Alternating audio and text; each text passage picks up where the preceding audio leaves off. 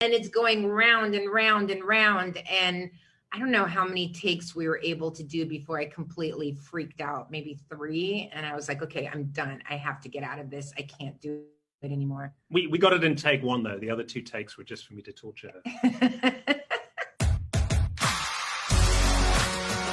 Hi, I'm Mila Jovovich. And I'm Paul Anderson.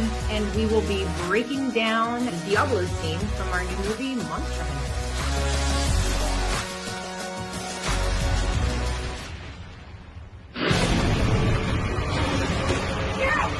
The scene is about halfway through the film. Mila has been stranded on this island of rock, surrounded by an ocean of sand.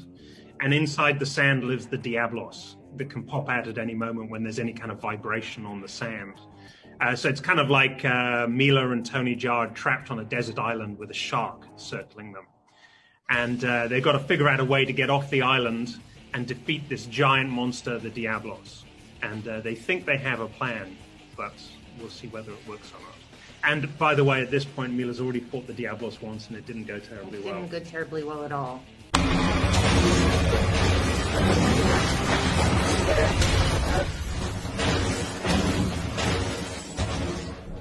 Well, you know, our approach on the movie was that obviously we had to build the creatures in CG.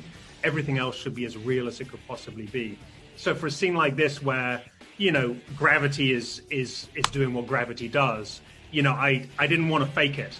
You know, I didn't want Mila kind of just in the vehicle and then us having CG objects drift around her. I wanted to actually put her in a real vehicle and then twist the vehicle around and around and around. So you could see gravity really playing on her and you could feel the reality of it. And the reality was unfortunately very uncomfortable for her. But the end result, I think, looks fantastic. Actually, the rig was like this giant Humvee, kind of like a rotisserie chicken that would like just roll around. And we would get pretty much chained into it with all these wires, and you have your like stunt costume, all your pads and things. And then they would like strap me in almost like a baby seat. So I'd be like strapped from behind, strapped on the hips, and I couldn't move. And I get incredibly claustrophobic. So like immediately my heart starts pounding super fast and I'm about to have a panic attack. And I'm just like, Paul, shoot already. Because, you know, it takes forever to like get ready and get everything ready. And then the thing starts turning around and they're throwing all of this debris into the car and the noise and the wind. And it's going round and round and round. And I don't know how many takes we were able to do before I completely freaked out, maybe 3. And I was like, okay, I'm done. I have to get out of this. I can't do it anymore.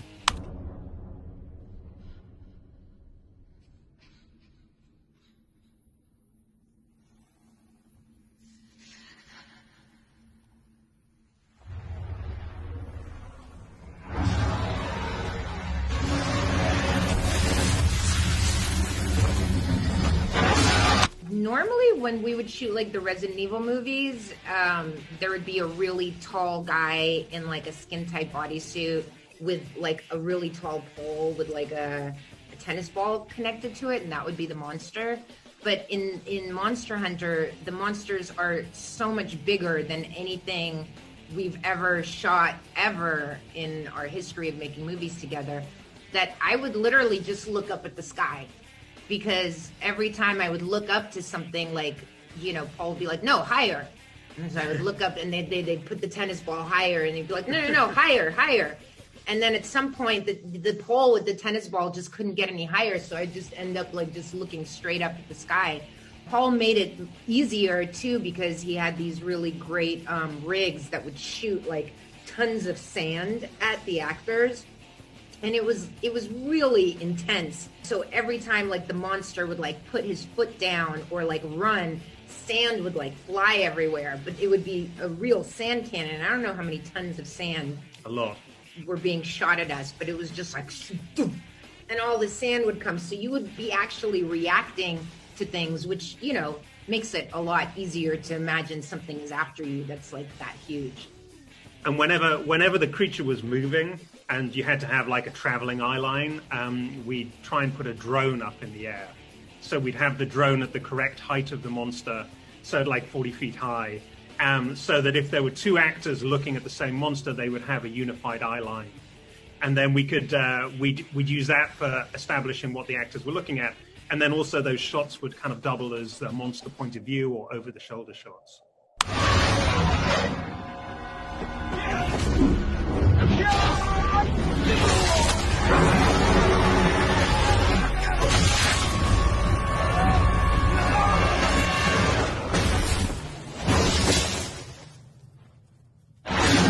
I think when I first played the game, I was just blown away by these incredible landscapes and these huge creatures, the design of which I thought was very, very unique. And that's really what I fell in love with. And in terms of bringing those creatures to the screen, I just tried to be as true as possible to what was in the video game, because I felt the design was unique enough. I didn't need to add anything. I just needed to be truthful. And in my quest to do that, I worked closely with the creators of the game to make sure that I got the fine detail of the creatures, even down to what their fingernails look like, as accurate as possible.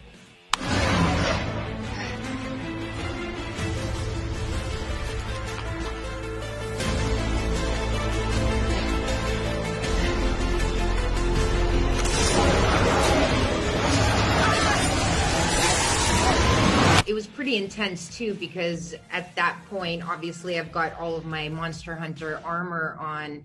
And, you know, when you do wire work, you have to have like a whole rig. So you have to have like all of this padding and the whole suit underneath the armor. And listen, we were in the desert. I mean, it was hot.